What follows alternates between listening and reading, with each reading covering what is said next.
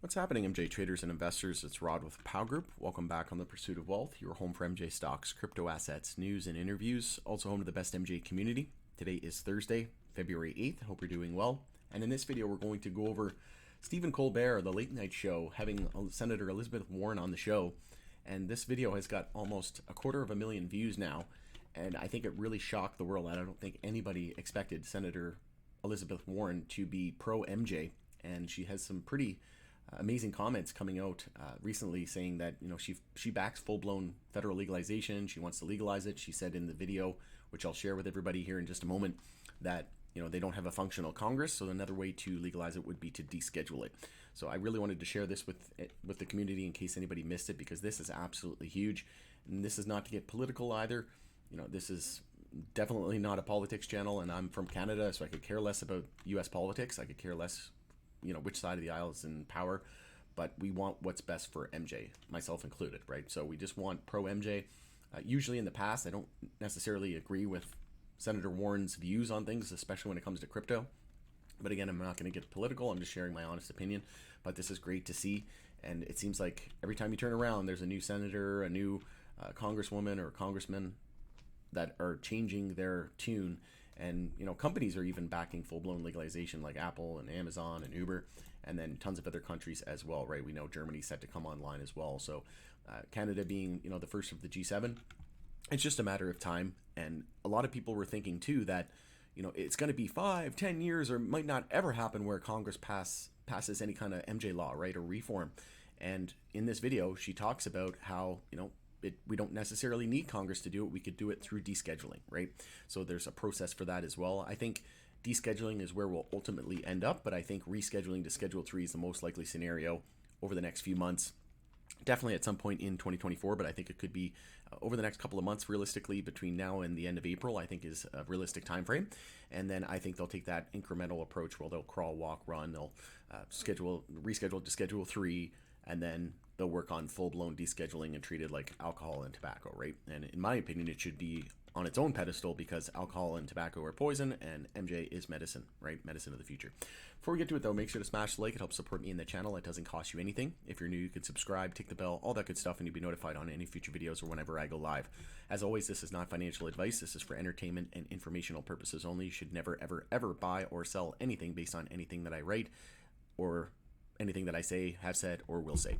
Also, you can give us a follow over on X, which is formerly Twitter. The handle for that is @GroupPow. I'm going to be using that as my platform of choice going forward. It's the best way for me to get real-time updates out to the community, and been getting tons of followers and over there. So I really do appreciate everybody who follows and who supports me. I love each and every one of you who have supported me along the way. So here's the video. It was posted 2 days ago. It's got almost 250,000 views. And the title of the video is "Let's Make MJ Legal. It Shouldn't Be That Hard," Senator Elizabeth Warren says. And she talks about housing and whatnot in this video, but I just wanted to clip out the part on MJ. But this is massive. This is something that I didn't see coming. We know that she's very anti-crypto. She doesn't like that at all, but that's because she works primarily for the incumbent banks. So she's, you know, she's basically backing, you know, the JP Morgans and the Morgan Stanleys and the Goldman Sachs of the world, right?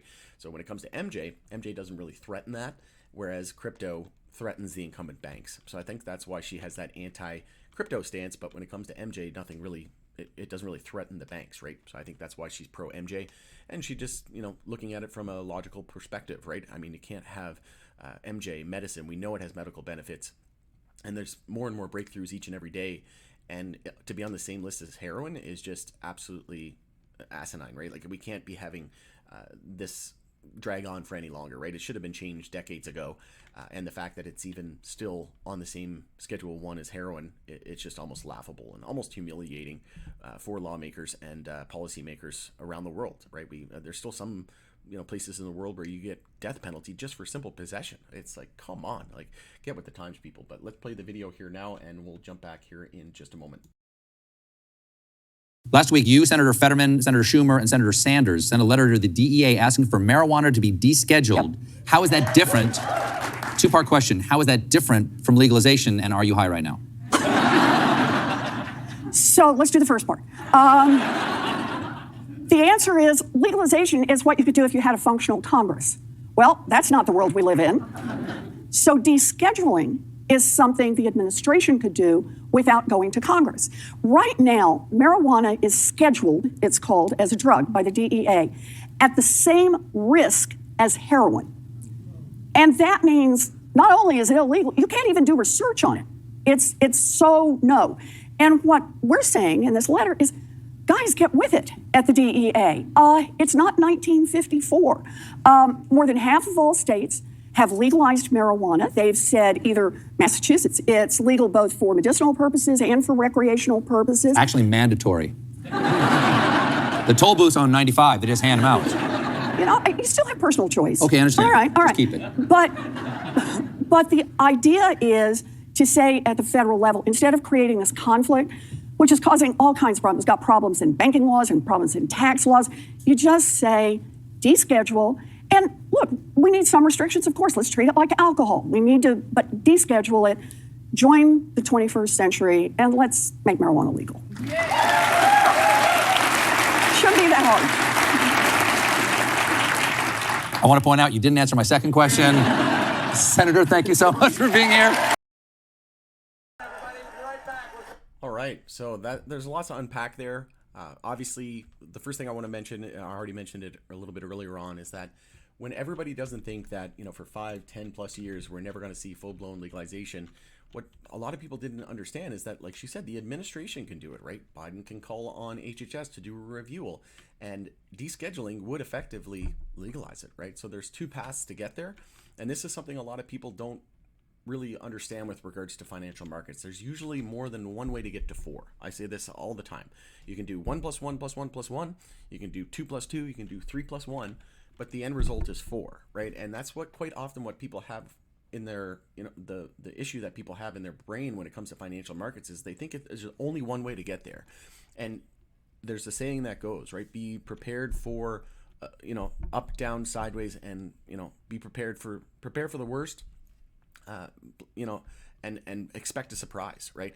And you want to always plan for the worst, but expect a surprise, especially when it comes to financial markets, right? Because everybody and their dog, right? All retail investors said, oh, there's no way that the U.S. is ever going to see any kind of reform at the federal level for at least 5 to 10 years, maybe never, right? And when that sentiment is that low, and pretty much, you know, every single retail investor believes that, they figure out that, oh, there's another path to legalization, which would be descheduling, right? And I don't think that's going to happen tomorrow or even, you know, this year. I think the most likely scenario, I would welcome it as a possibility. I'd say less than like a 25% chance that it happens, maybe even less.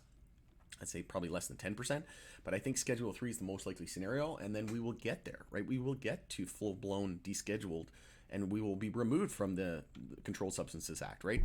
And no longer on there. We won't have to worry about it. We'll be treated as alcohol and tobacco. In my opinion, like I said, it should be on its own pedestal because it's medicine and those are poison, right? And then, yeah, there's a lot in this video. It was a very short video, but, you know, she talks about a functional Congress and, you know, she's in Congress. So, you know, we have to get everybody to agree. That has been difficult with regard. We've seen how many times, you know, safe banking has been shot down. It's just, you know, it's dead on arrival, right? Things just can't progress, so they have to find other means, and they have to get there through, you know, the Biden administration doing this rescheduling review. And and then she also mentioned research, right?